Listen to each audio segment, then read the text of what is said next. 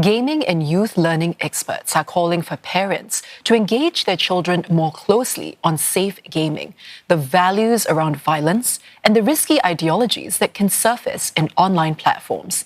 They say such digital worlds can function like unsupervised public spaces where youngsters easily encounter strangers, extreme views, and powerful influences online without adult supervision.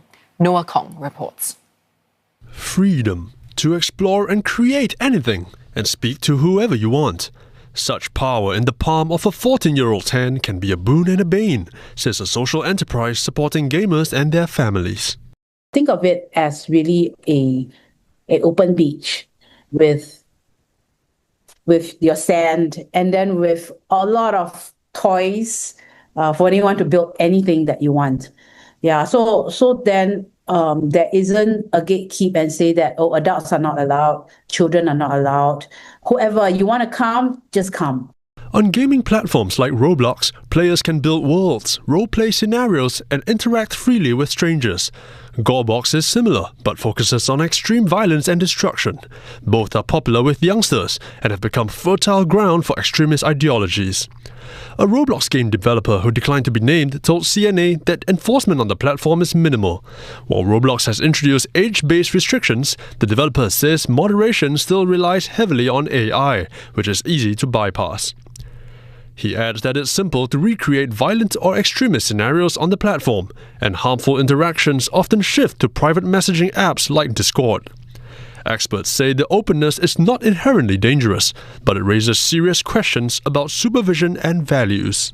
If you let a kid go out outside the house, we don't normally let them just go out unsupervised, right? So why are we letting children just go out into these kinds of open platforms, virtual public places, unsupervised?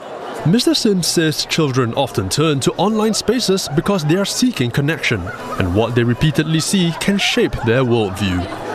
If a child or anyone really, if were to encounter a very appealing message, the natural reaction is to research and read up more about it online. These algorithms, because they're supposed to personalize based on our activity, right?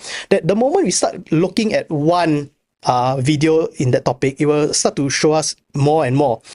For Ms. Foon, the deeper issue is not gaming itself, but what happens when conversations about violence and values are missing offline.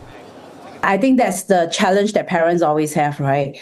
Like the parents' family values, do they uphold it? Do they believe in it? Do they want to live by it? Or they take on another value system.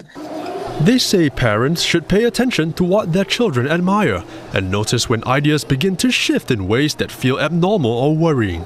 Instead of knee-jerk bans, they encourage parents to stay involved, such as checking age compliance, talking through consequences, asking questions about how children think, so that warning signs surface early before any harm is done.